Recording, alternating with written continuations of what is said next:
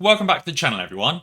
Today I want to explain why you should be aware of the CFTC and why you should be wary of them. I also want to talk about why the market crash could be coming very, very soon. So stay tuned and let's make some money. But before I dive into the video, I just want to give a massive shout out to the 4,200 of you that are currently ding that notification bell, because you guys are always the first to watch a new video as soon as it's released. So you guys be sure to drop a like down below, subscribe to the channel and ding that notification bell if you haven't already so that you don't miss another video just like this one. And now I want to dive straight in with the key information. So, I knew something was still fishy. Don't trust any official. They're all out to make sure we work forever. So somebody commented on a recent Reddit post saying, how much more proof does the SEC need? I don't know. Has Kenny also manipulated the stock while wearing a sombrero and calling himself a cuck for a buck? Somebody replied saying, if it really is futures on swaps, the SEC may have no authority there. The CFTC has jurisdiction. We've been memeing Gary Gensler and letting them off the hook. Somebody else commented saying this: the Commodity Futures Trading Commission, or CFTC, regulates the US derivatives market, which includes futures, swaps, and certain kinds of options. Current acting chairman is Rostin.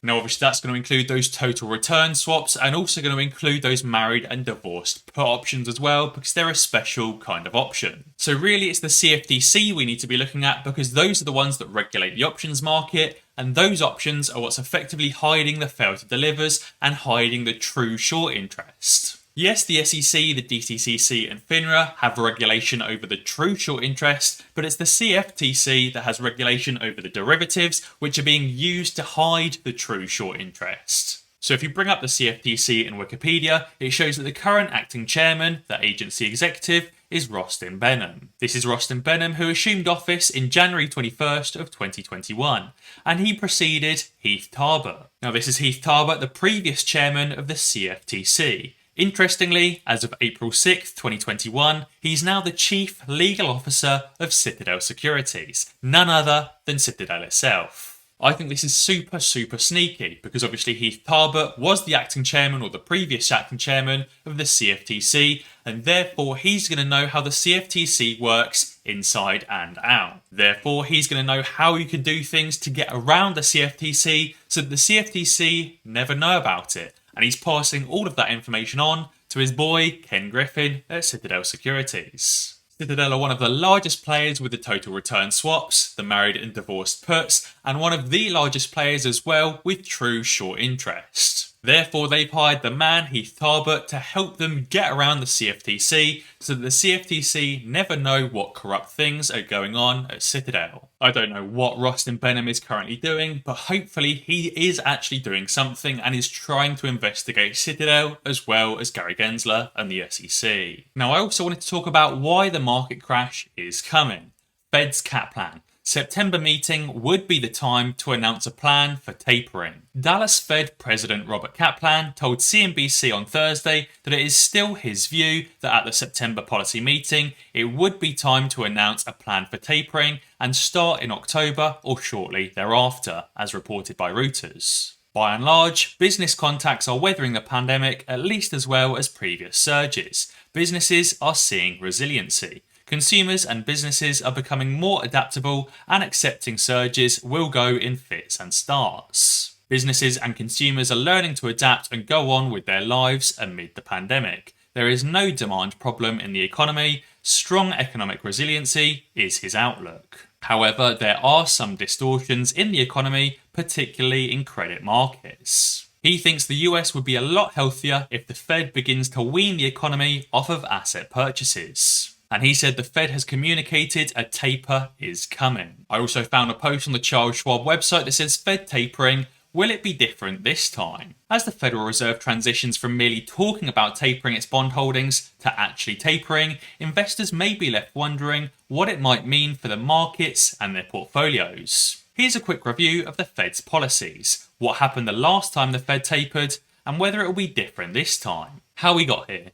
In March 2020, the Federal Reserve was staring down the runway of an unprecedented pandemic with dire economic implications. As a result, the Fed quickly cut the federal funds rate to the range of 0 to 0.25, from 1.5 to 1.75 and started purchasing large amounts of treasuries and agency mortgage-backed securities, or MBSs, to provide additional stimulus to the economy above and beyond the rate cuts. And also the Fed has been engaging in those overnight reverse repo transactions. And that reverse repo, or RRP, is a transaction in which the desk sells a security to an eligible counterparty with an agreement to repurchase that same security at a specified price at a specific time in the future. Basically, all of these hedge funds and institutions are giving their assets to the Fed in return for cash so that they can meet their margin requirements, and then obviously using that cash later to buy the assets back. And the Fed has also been buying assets and buying mortgage-backed securities in order to provide stimulus, in order to ensure the economy did not crash back in 2020 and earlier this year as well. And obviously the Fed is currently hitting all-time records for reverse repo overnight transactions, even to this day as we speak. These large-scale asset purchases are what is commonly referred to as quantitative easing. The goals of quantitative easing are to support the smooth functioning of the financial markets, provide additional stimulus to the economy by lowering borrowing costs,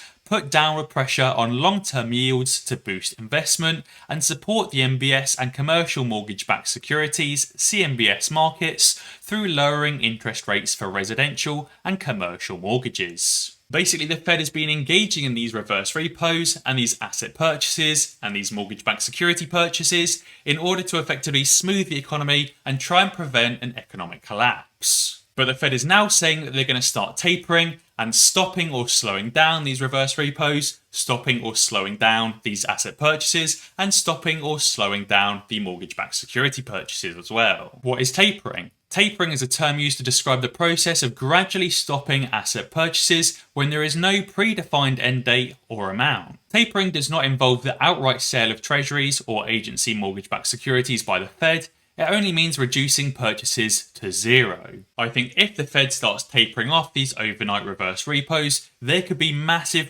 consequences for the market. And finally, Kringle Kitten on Twitter has given his input to Astro and Boss Bluntz's due diligence. He says, I validate Creand, that guy Astro, and Boss Bluntz's due diligence. They're parts of a bigger puzzle.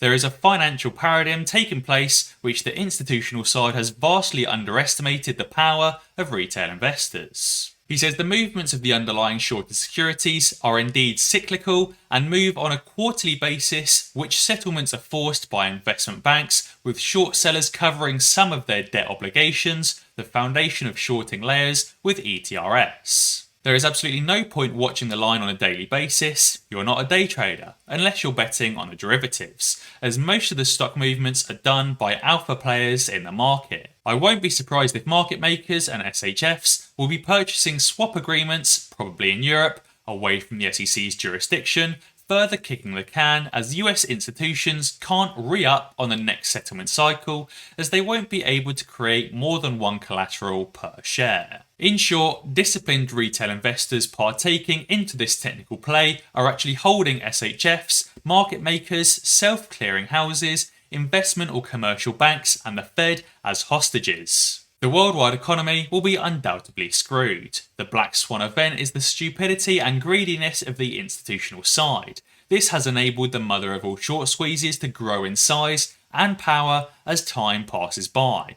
A large part of their money will soon be ours. This all links back to that cycle theory that I've been talking about over the last few weeks, where effectively cycle 1 for AMC was around January, cycle 2 started in May and June, and cycle 3 is now just beginning. Also guys, I wanted to explain and guide you through the Moomoo deposit process, as I've noticed that some of you are struggling to deposit on Moomoo. I also wanted to explain how you can not only trade stocks on the New York Stock Exchange or the Nasdaq with Moomoo, but how you can also trade stocks on the Hong Kong Stock Exchange as well. So the first thing you want to do is go down into your Moomoo app.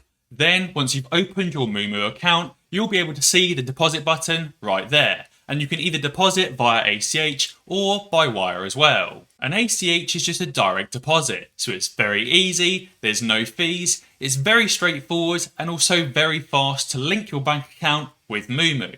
Moomoo, which is owned by Futu, is actually also fully integrated with Plaid, as you can see there. So therefore it's super secure, super encrypted, and you don't have to worry about your data being stolen or lost. All you need to do is scroll down and find which bank you're using. Let's say, for example, you're using Bank of America. So you just select Bank of America and input your Bank of America username and password. If your bank isn't listed, you can search for your bank and enter the details directly. Although most banks are linked because it's linked with Plaid and not directly with Moomoo or with Futu. Once you've linked your bank account, all you've got to do is select how much you want to deposit and away you go.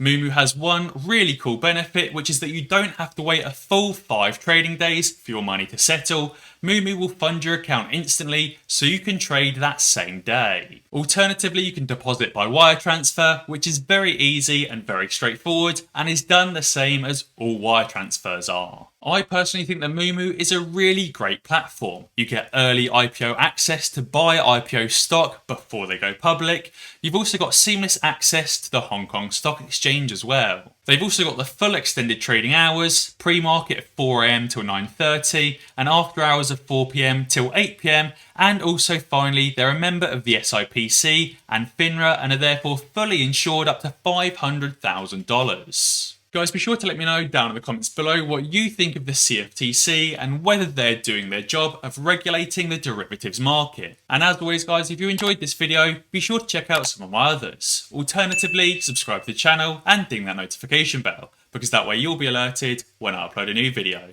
Cheers!